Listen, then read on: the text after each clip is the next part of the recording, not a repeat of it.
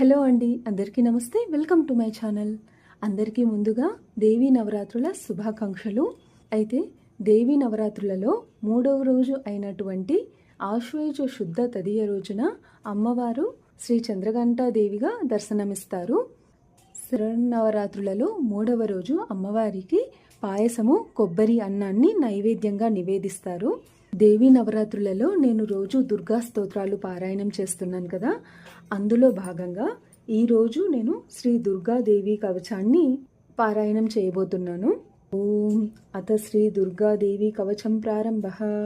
ఓం శృణుదేవి ప్రవక్ష్యామి కవచం సర్వసిద్ధిదం పఠిత్వా పాఠయిత్వా చ నరో ముచ్యేత సంకటాత్ అజ్ఞాత్వా కవచం దేవి దుర్గా మంత్రం చ యో జపేత్ సనాప్నోతి ఫలం తస్య పరం చ నరకం వ్రజేత్.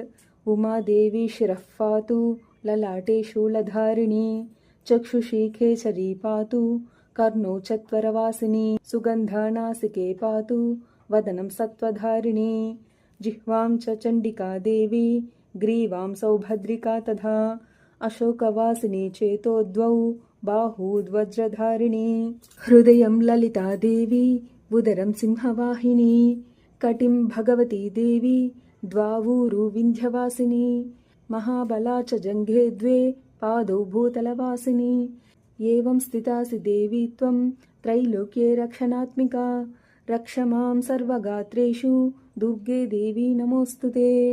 ఓం ఇది శ్రీ దుర్గాదేవి కవచం పారాయణం సంపూర్ణం.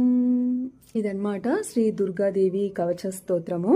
అయితే శరన్నవరాత్రులలో 4వ రోజు అయినటువంటి ఆశ్వయుజ శుద్ధ చవితి రోజున అమ్మవారు ఏ అలంకరణతో మనకు దర్శనమిస్తారు, ఆ అమ్మవారి యొక్క విశిష్టతను గురించి, ఆ రోజు చేయవలసిన నైవేద్యాలేంటి అనేది వీడియో కింద డిస్క్రిప్షన్ లో ఇస్తాను.